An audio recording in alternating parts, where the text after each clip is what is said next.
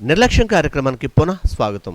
నగరంలోని లేదైనా ఎక్కడైనా సరే ఏవైనా సమస్యలుంటే ఆ సమస్యలను అధికారుల లేదా ప్రజాప్రతినిధుల దృష్టికి తీసుకెళ్లడమే ప్రధాన అంశంగా మా ఈ నిర్లక్ష్యం కార్యక్రమం కొనసాగుతుంది. ఈ రోజు అంశం శుభ్రత పరిశుభ్రతలో. ఇంకా ఆ ర్యాంక్ ఎక్కడదో చెప్పలేం గానీ చాలా అద్భుతమైన ర్యాంక్ ఇవ్వచ్చు వీళ్ళకి. ఇక విషయానికి వస్తే రాజమండ్రి నుండి అటు కాకినాడ కావచ్చు, వైజాగ్ సైడ్ కావచ్చు, ఆర్టీసీ బస్సుల ప్రయాణం చాలా మంది చేస్తుంటారు. అది ఆర్టీసీ కాంప్లెక్స్ నుంచి బయలుదేరతారు. కొంతమంది గతంలో తాడితోటి జంక్షన్ లో బస్సులు ఎక్కేవారు, అక్కడ కూడా కాకినాడ బస్ స్టాప్ గా పిలిచేవారు. ఇప్పుడు ట్రాఫిక్ రీత్యా సేలం నూకరాజ్ ఇండస్ట్రీస్ నుండి ఇలా లక్ష్మీ థియేటర్ జంక్షన్ కు వస్తుంది. అక్కడ ఒక అద్భుతమైన బస్ స్టాండ్, నిజంగా మీరు చూస్తే చూపు తిప్పుకోలేనంత అందంగా ఉంటుంది.